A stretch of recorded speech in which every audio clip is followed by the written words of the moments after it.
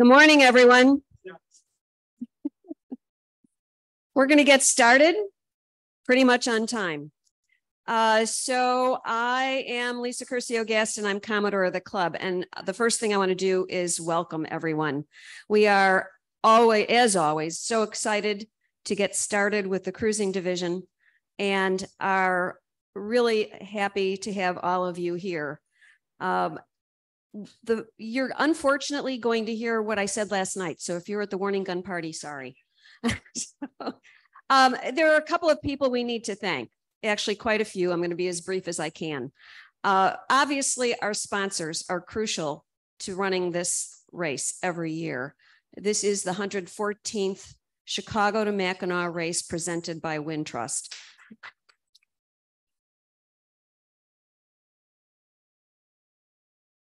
Our other sponsors are Mount Gay Rum, Team One Newport, Blue Plate Catering, Evolution Sales, Noble Oak, Samuel Adams, the British Virgin Islands, Dream Yacht Worldwide, Harkin, Mackinac Island Ferry Company, Mission Point Resort, and Predict Wind. Please support all of our sponsors.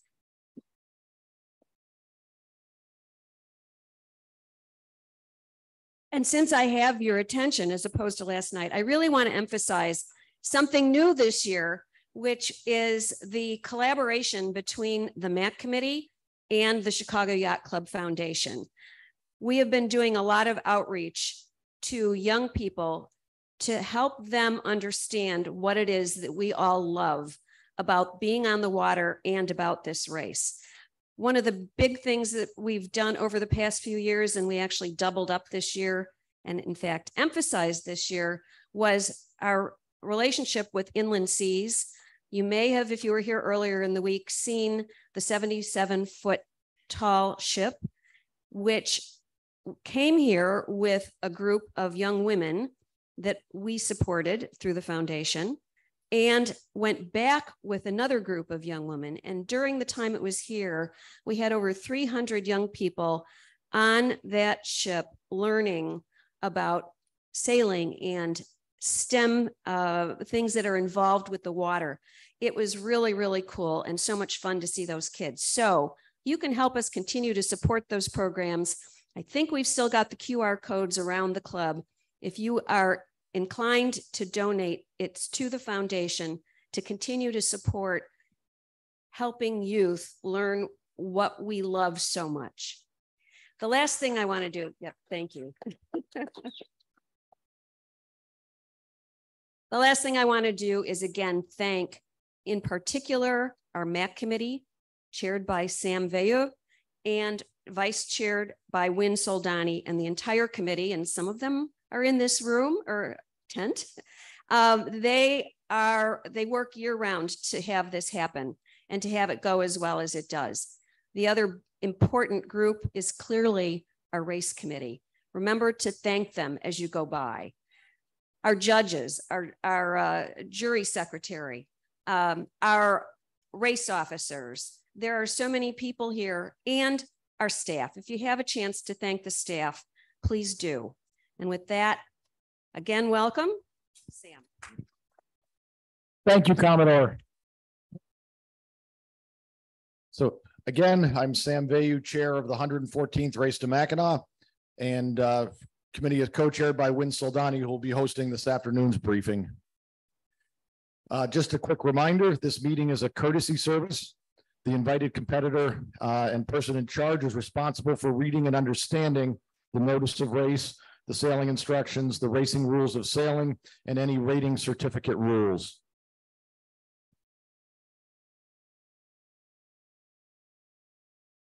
See if this is any better. This one's better. Just a quick note here I wanted to point out before we get started. First of all, rule two, fair sailing. A boat and her owner shall compete in compliance with the recognized principles of sportsmanship and fair play. Sail within your configuration and be fair to your other competitors. And then decision to race.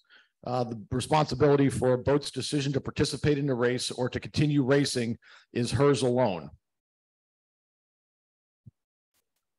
Few notes here for your families and friends. We can follow you, follow the race on Facebook, Twitter, and Instagram. And if your boat has a Twitter feed or a Facebook page and you'd like us to repost that for you, send that link to communications@chicagoyachtclub.org and we'll try to include you in our social media. YB tracking, I follow the race live. Here's the transponder link, also available on the YB tracking app. If you're having any trouble with your tracker, getting that installed, or if it doesn't seem to be transmitting, text our on-site support here at 312-684-0497, and she will get right back to you. Few notes for the island. Again, we have the Michigan Clean Marina Initiative. So please use the garbage and recycling bins that'll be available at the dock. Just a reminder that there's no fueling from portable cans permitted on the Department of Natural Resources dock. However, fuel is available at Island Harbor, Island Hardware on the coal dock, Straits Harbor in Mac City, and the St. Ignace Marinas. If you are cleaning your boat, please use biodegradable detergent, and you're only permitted to plug into shore power if you are directly against the pier or in a slip. If you are out in a raft, we're sorry, shore power will not be available to you. That's just because of the Department of Natural Resources safety regulations. And also this year, the Department of Natural Resources has a brand new boater services facility with bathrooms and showers that opened last week. And they have asked us to ask all of you, please, no food or drink in the bathrooms. I'm sorry that we have to repeat that, but I promised that I would. We're about to see our weather forecast a little later here, but in a preview of that, many of us sailors in the cruising division, probably all of us sailors in the cruising division, will be out there sailing slowly toward the island on Sunday evening. However, if your friends and family are up on the island, a great way to celebrate is at the porch party at the Grand Hotel on Sunday evening, and we still do have tickets available for purchase for that.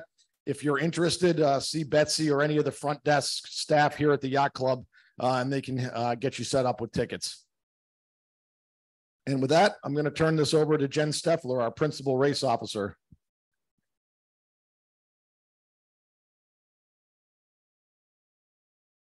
We'll see if I have technical skills this morning. Okay, so the first change that I want to, this is for tomorrow. We're going to endure that. Check-in today is at the Pin Boat. So come out, it'll be the Western boat, Anna Marie. It's the same Pin Boat as last year. We'll have a picture of it. So come sail by, they'll have their Lima flag up. So there's a Pin Boat. That is our Pin Boat. So come by, they'll wave at you, say good luck. If anybody has issues with trackers or loses their flags, we'll have a couple of extras out on carrier for last minute emergencies. There's carrier, our signal boat. You'll see some of the flags out there that are allowed in the exclusion zones. I saw our Chief Judge, Richard Mallinson, back there. Lance Smotherman, John Porter, and Mike Casper all sitting in the back, making sure I don't say anything I'm not supposed to. So one thing that I heard from Ron White is Tom Neal has been up to no good. Can 3 is missing. So we had to post an amendment that the course is slightly different than normal. Since Can 3 is not there, you will need to leave Grays Reef buoy 5 to starboard, and then you'll be rounding New Shoal Mark 1. So make sure that you know that the course is slightly different. I've heard from people, the Coast Guard is still projecting the AIS from Can 3 somehow, but it has been missing on the notice to mariners since March. So somebody's having fun up there, messing with the sailors. Yep.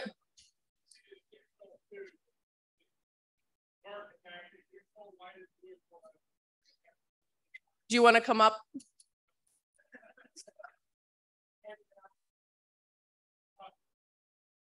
Yeah, it's Shoal Buoy lighted 1 with the MMSI number on there. So it matches the light list. Any other pictures? Okay. And we're gonna welcome Lieutenant Mike Overstreet. No, Georgie, right? I'm like, wait a minute. There's 2 names. I'm just confused. He'll be escorting everybody up on Katmai Bay. Ahoy. Brian Georgie, I'm the executive officer of the Katmai Bay, the 140-foot icebreaker over there parked in a Navy pier right now. So we will be patrol command for this event. There are no changes to how you would normally call the Coast Guard. There's just more of us out there for this event because there's more of you out there. So our contact number is 16, channel 16. Call us like you normally would, and then you'll be responded to by not us because we'll probably not be in range, but one of the sectors will contact you, and then they'll send out an asset to help you if you need it, and it might be us. So you'll probably see us parked around the Manitou Islands. That's where we expect to be needed the most. And that's all I have for you guys. Thank you for you and your team to be out there. And this race would not happen without the dedicated staff that we have at Chicago Yacht Club. Our on the water director is up setting the island up right now. We have our regatta manager, Patrick Burks, here to talk about a few more logistics.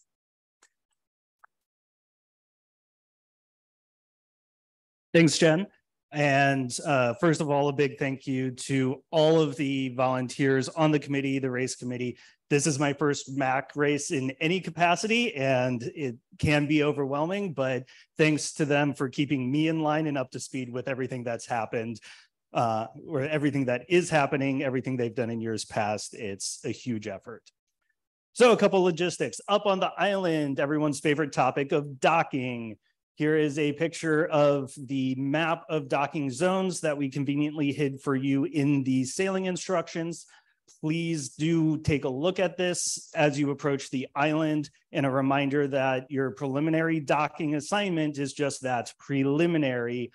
Wait for docking control on the island before you actually proceed to a slip. They will give you directions to either a slip, a raft, whatnot. We have tons of boats to get into a small area, so please be cooperative with docking control. We are your friends, not your enemies.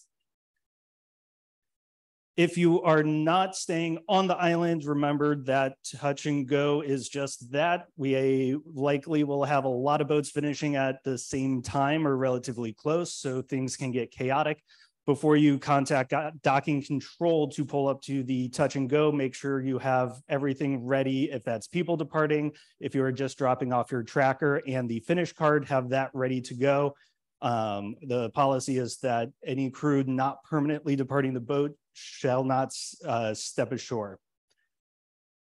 And once again, don't move docking assignments, particularly the marinas off the island in Max City or St. Ignace. We have relationships with those marinas as well that we need to maintain so we can do this again next year.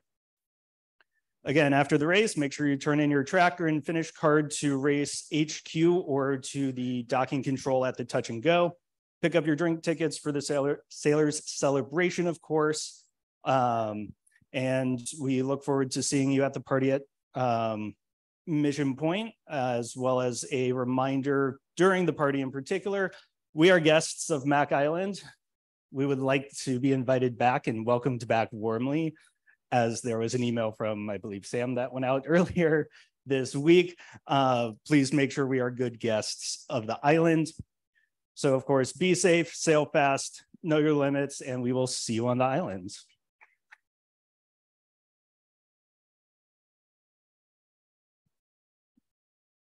And am I just turning it over to Chris, or?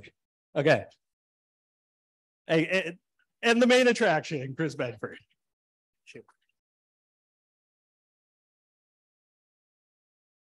Thank you very much. Good to be back here again, I think. I do have some good news, and that while not zero, your risk of getting hit by lightning this year is substantially less than last year. So, any other questions? All right, as I always do, just a few reminders that you're responsible for the safety of your boat and crew. And part of that means that you should keep track of the weather. As we all know, the weather changes fast up here. And I say up here because I came from Southern California. But anyway, where it's 115 degrees right now. Basically, you should keep track of things. NOAA weather radio is kind of your first line of defense with regard to official forecasts, warnings, and advisories. So make sure you're keeping up to date on that. Check the radio at regular intervals, and particularly have the radio on if things look like they're getting bad. That's where you'll hear about any official warnings or advisories being issued on the lake. The other thing is kind of just a reminder, we're all using weather apps, and weather apps are great. That's kind of how we all get weather information nowadays. It's particularly when it comes to fast moving and fast changing weather conditions, it's important to realize that your weather app is not necessarily the most up-to-date bit of information. So you should be just kind of looking at it with a little bit of a wary eye, particularly when it comes to radar data. Your app is not connected to the radar. So the radar collects the data, it goes to a central repository, it goes through some processing. Then your app vendor comes in, grabs the data, they do some processing to it, and then eventually it gets to your phone, right? All of that takes time. And the other thing about apps is one of the things is they like them to look cool. Because when they look cool and visually stimulating, that means that people like to look them, to get more eyes on it. But you know what happens is you lose some data in the process. And so in the process of making the radar map move smoothly, animate smoothly, in the process of making sure it looks pretty, they take out some data. And so it's important to understand that your app is not necessarily what is really happening out there. So you still have to have your eyes on the sky and looking to see what's coming at you. That's going to be your first line of defense. Grid files are not forecasts. Everyone says, well, the forecast isn't, well, what's the forecast? Well, I looked at the rapid refresh model. Great piece of information, but it's guidance. It's not a forecast. All right. And so the forecast takes into account many other things. And I'm going to talk a little bit here about models and how they predict rain cells, for example. So just keep that in mind, that a grid file is not a forecast. A forecast is something you get from the National Weather Service. It's not the direct model output is not a forecast. So that's my spiel on that. Just keep your eyes to the sky. We do have some weather information online that you can get access to, and a grid file there, just as I said, grid file. But it's a little bit higher resolution, just to give you some idea of detail. Again, it's guidance. It's not a forecast. It's a way of sort of sorting through all the complex weather information that you have available. All right. Talking about thunderstorms, this is the official forecast or outlook today from this Severe Storms Prediction Center. And as you can see, we're not predicting anything around the lake today or early tomorrow morning. That's good. Going into tomorrow and Sunday, there is a chance of some thunderstorms developing, and we'll look at that a little bit on the Wisconsin shore and moving offshore tomorrow afternoon. Not a huge chance, nothing like we saw last year, but just flagging that as we're in the light green area, which means just general thunderstorms, nothing severe expected.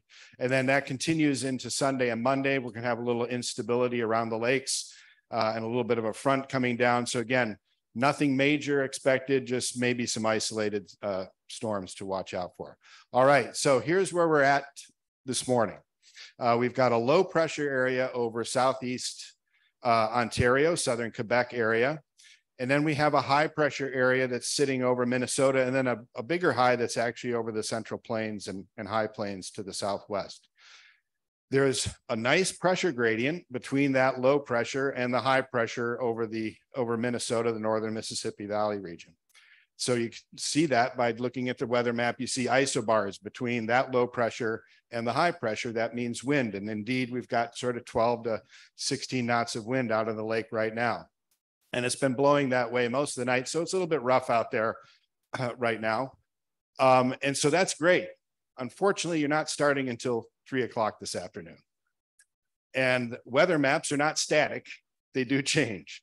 And so you will be going out into a much lighter wind regime. That high out to the west is signaling that that weaker gradient is coming our way and going to be bringing some lighter conditions onto the lake. All right, this is the satellite loop from earlier this morning. We had a little bit of cloud running around. This is just sort of the end of a surge of that northerly breeze coming down the lake right now. Nothing to worry about, and it should be clearing out with time. And obviously the radar loop is clear. All right, here's the wind on the lake. You can see those northerly winds. They're strongest sort of in the southern half of the lake right now. And then as you go up the lake, they're starting to back a little bit to the left. So if you think about the high sitting over Minnesota and the circulation around the high, we're east of the high here. So we have a northerly flow. As you go up the lake, the wind is more northwesterly. So we're seeing sort of the circulation around the northeast quadrant of that high pressure. Here's the wave forecast. That was actually the forecast from last night for this morning. And you can see that we had some waves up sort of in the 4-foot range over on the eastern half of the lake, but sort of the 2 to 3 foot range here, but that should be decreasing as the wind subsides this afternoon. All right, we always talk about lake temperature, not only because it does drive some of the comfort during the race, but also some of the thermal winds that we rely on, the sea breezes and the lake breezes and the land breezes.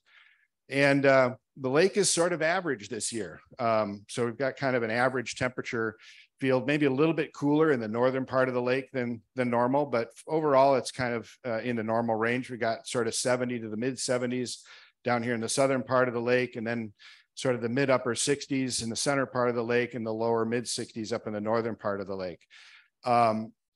So temperature wise on the land, we are going to be warming up basically to normal temperatures as well. So the forcing for lake breezes is going to be good, not spectacular, but there'll be enough forcing there, enough thermal difference between the land and the water during the daytime, the afternoons in particular, to drive lake breezes. Land breezes, probably not quite so much. There will be some. So at night when the land cools down and the lake is warmer than the land, we will get a bit of flow from the land toward the lake, particularly off the Wisconsin side, I think, coming forward both tonight and tomorrow night. But again, not a huge temperature difference between the lake and the land. So those breezes will be soft and they'll be strongest very close to shore and a little bit lighter as you get away from shore, as is typical. All right, let's start to talk about the forecast. Remember, we had those isobars lining up across the lakes.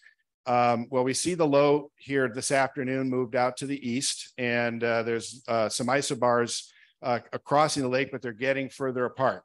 And that signals that the pressure gradient, the difference between that high and the low, is decreasing. Now we're getting more high pressure, less low pressure. So that means the winds will be subsiding this afternoon. That in combination with the fact that the land will be heating up here, both northern Illinois and Wisconsin, which will drive a thermal component that will try to offset that gradient wind, means our winds are going to get lighter here, and they could be quite light come start time. So here's the forecast for 1 o'clock this afternoon. You can see exactly what I was talking about. Over on the eastern side of the lake, the Michigan side, there's still that gradient breeze running. So there's still about 10 knots into the Michigan shore. But as far as the rest of the lake is concerned, it has basically shut down. You can see that there's a northeasterly wind on the Illinois and the southern Wisconsin shore. That's the lake breeze. And then between those two breezes, there's a zone of no wind. That's where the atmosphere is basically sinking and supporting the inflow into the Illinois-Wisconsin shore. So best breezes at your start are going to be pretty close in here and probably going up the Illinois shore up to Wisconsin, and then a very light out in the middle part of the lake. Here's the sea state forecast. And again, you can see some rougher waters in the southern part of the lake, but gradually subsiding as those wind speeds come down. All right. And this is the surface forecast for this evening. You can see that low still out to the east, but again, fewer isobars across the lakes, fewer isobars, less wind. And you can see that high just kind of slowly encroaching toward the east, but also moving more southeast. And in fact, it's going to move south of us, south of Lake Michigan, and not come directly over the lakes. Here's the forecast for this evening. And you can see that the wind is still kind of very light over the southern part of the lake. And we're kind of seeing the end of the lake breeze along the Illinois shore and even the southern Wisconsin shore. Notice in the center of the lake, there's a spiral of outflow breeze, and that's where all the air is sinking down. That's sort of the birthing zone of the lake breeze, is right there in the middle of the lake. So no wind in there, glassed off waters, and then a little bit of breeze along both the Michigan and the Illinois-Wisconsin shores, but you wouldn't really be able to get over to the Michigan side in this scenario. All right, tonight, that light air situation continues to evolve, and now we've got virtually no isobars across the lakes, and so we've got very light winds coming in, and we see that here. Now, you'll notice there is a little bit of breeze starting to develop and sort of blow off the Wisconsin shore. That's land breeze. So again, once we get the land cooling off tonight, which it will, and we have a cooler air mass that's coming over us right now. So a little bit cooler tonight than it even was last night. And that'll drive a little bit of an offshore west or southwest wind overnight off the Michigan shore, the Wisconsin shore. By tomorrow morning, a couple of interesting things to point out. There's a little bit of a trough line that NOAA is analyzing on the Wisconsin shore. There's also a trough, if you look up to the Minnesota and Western Ontario area, another trough moving in there.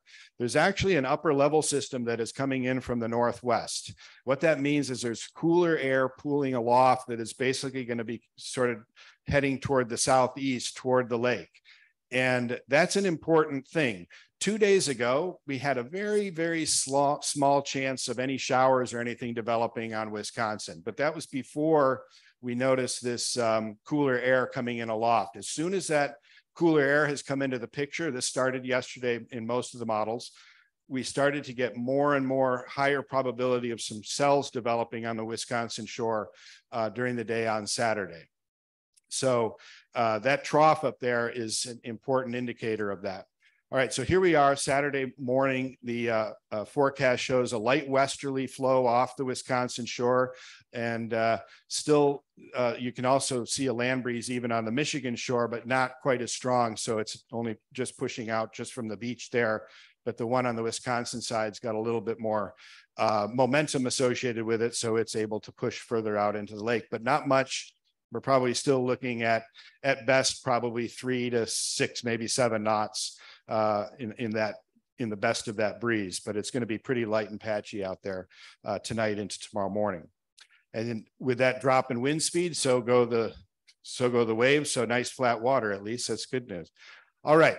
So now we get into midday, and what happens is the land will start to heat up, and we'll start to get the lake breeze developing. And you can see that on the Wisconsin shore, a nice sort of southeast lake breeze starting to form on the Wisconsin shore. Again, in the middle of the lake, we have this divergent zone where the air is sinking and flowing into the Wisconsin shore, the Michigan shore. But notice right along the Wisconsin shoreline, there's this little dark line. And then on the other side of that line, the wind is actually from the west. So what you're seeing there is actually the gradient wind, a light sort of 5-knot gradient wind blowing across Wisconsin. Then we have this sort of 5 to 10 knot lake breeze trying to come in on the Wisconsin shore, and they're both converging right there. That's called the lake breeze front. And when the air gets there, it gets pushed up. We get convergence and we get rising air. And that's important because we have cold air coming in aloft. And that's going to provide a little bit of added stability to help sort of keep that vacuum going and get some cells to develop on the Michigan shore. And we see that on the surface chart here. NOAA is even analyzing an area of rain and possible thunderstorms associated with that cold air. But it gets a little bit enhanced along the Wisconsin side because of this convergence boundary. So let's look a little bit more closely at this. On the right is the wind field forecast I just showed you. And on the left is going to be a radar forecast. All right, so this is 1 o'clock. And if we go to 2 o'clock, we see some cells developing right on that convergence boundary. So you have a nice little lake breeze going. So let's say you're heading up off of Milwaukee by this time. You have a nice little lake breeze going, but then you may see some cells developing just on the inshore side. And those, because the upper level flow is basically west to east, are going to start to drift out over the lake. And that will kill the sea breeze, or the lake breeze, right at the lake breeze shore as soon as they come out. And then you'll also get outflow boundaries from the cells themselves. Now, this is a computer model that is predicting this. Do not expect this model and what you see with your eyes to look the same. The computer is basically saying, hey, we have these ingredients coming together roughly in this location. This is something that may happen. And so the forecast is you're aware of this possibility now, and you're going to forecast, you're going to use your eyes, your two best instruments you have, once you're out there, to watch and see where this development is going. And then you may check the radar if you're in close enough range or you have satellite access to it. You can check the radar and see if cells are actually developing. Keep in mind that they're developing very close to the shore, and all that might happen very quickly. So you might see a cell develop, and in 30 minutes, it's blocking your path. Again, I'm not expecting these to be big, major cells. These could just be shower cells, but they could be coming out of the lake. And when they do, as I go to the next picture here, you see they start to mess up the wind field. So for instance, look off of Chicago, you can see some cells developing there, and the wind field off Chicago starts to get sort of messed up.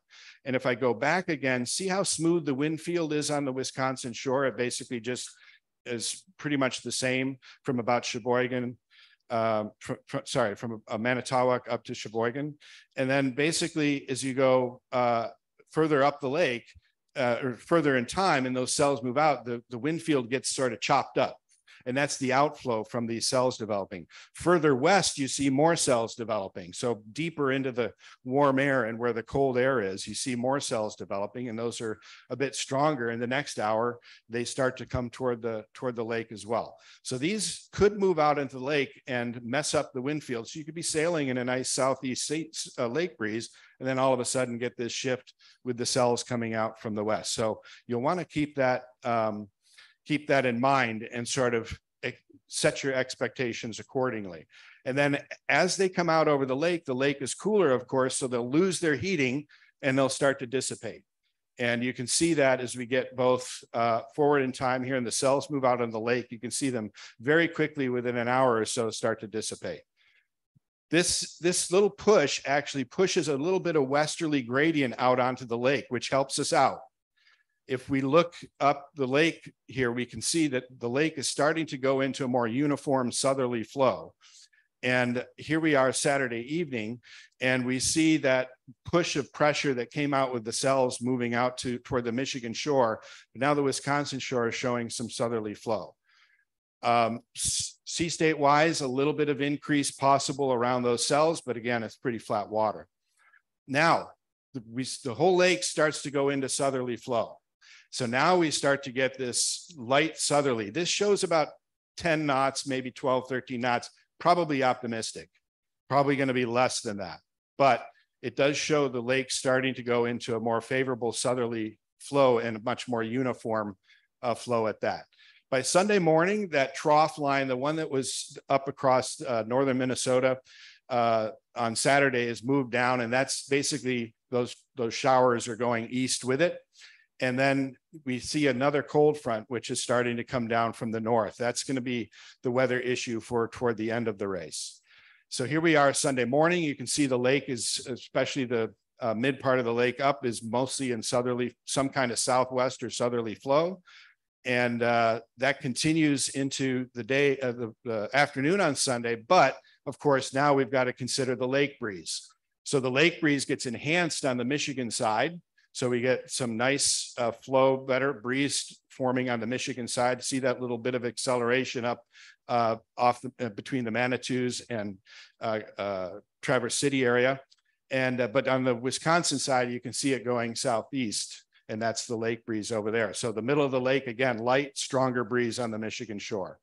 Then Sunday evening, we got sort of a general decrease because the gradient is sort of dropping out. And as I go, again, here's the wave picture, maybe a little bit of pickup in the wave heights as we go into the day on, or the evening on Sunday, just because we had stronger winds Sunday afternoon. And then you see that front dropping down. This is Sunday morning. And basically, actually, this is Monday morning. Yeah, Monday morning, sorry, my bad. Basically, we've got the front dropping to the south and coming into the middle part of the lake, and then the wind shifting to the north. And here it is by midday on, sorry, mid-morning on Monday. And you can see the front now extending down across central Lake Michigan and that little bit of high pressure. This isn't a big clearing high, so it's not like we're going to have, 20 knots of northerly coming through. It's just going to be a little push of northerly breeze behind it, and then it'll get quiet again pretty quickly after that. You can see that here, a little push of 5 to 10 knot northerly, in this case, across the straits, and then it should start to ease off after that. So basically, it looks like a pretty light race all in all. A little bit of improvement there Saturday night into late Saturday night into the day on Sunday, especially with lake breeze up in the northern part of the lake. And here's the sort of summary based with some routing on it. And so you can see that most of the routing, whether you're in a fast, medium, or slow paced boat, it's all kind of going up the Wisconsin shore this time to take advantage of those breezes and stay out of that divergence zone where the sea breeze is coming alive in the middle of the lake. And then once you get up further to the north into Saturday night, early Sunday, and that southwesterly comes in, that allows you to get across the lake and up to the rest of the way to the island. And then obviously, if faster you are, the less likely you are to see that cold front. If you're slower, you might see the little bit of northerly come in with that cold front. So that's the look this year. I wish you all a safe and fun trip up to the island, and we'll see you next time. Thanks.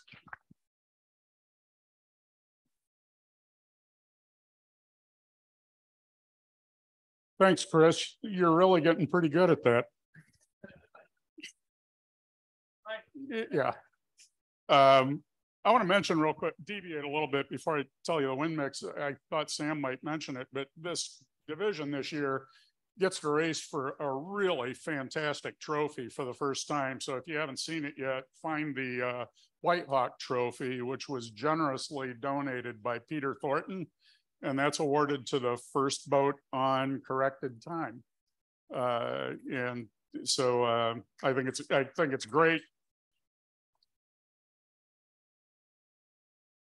It gives this division a trophy that rivals the other major trophies, the Cup, the Canoe, and the Roy-Ono. So really cool. I was coming in this morning, and after I had some coffee, and I looked at the forecast stuff to set the wind mix, and I thought I knew what I was going to do. So I always like to compare notes with Chris. And so I asked him about it, and the first thing I noticed was he tilted his head and looked at me like a Labrador retriever.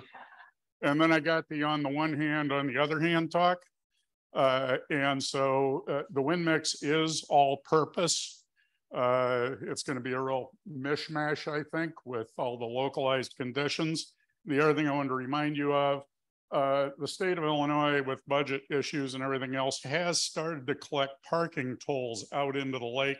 So get away from Illinois as quickly as possible and take lots of cash with you. Good luck.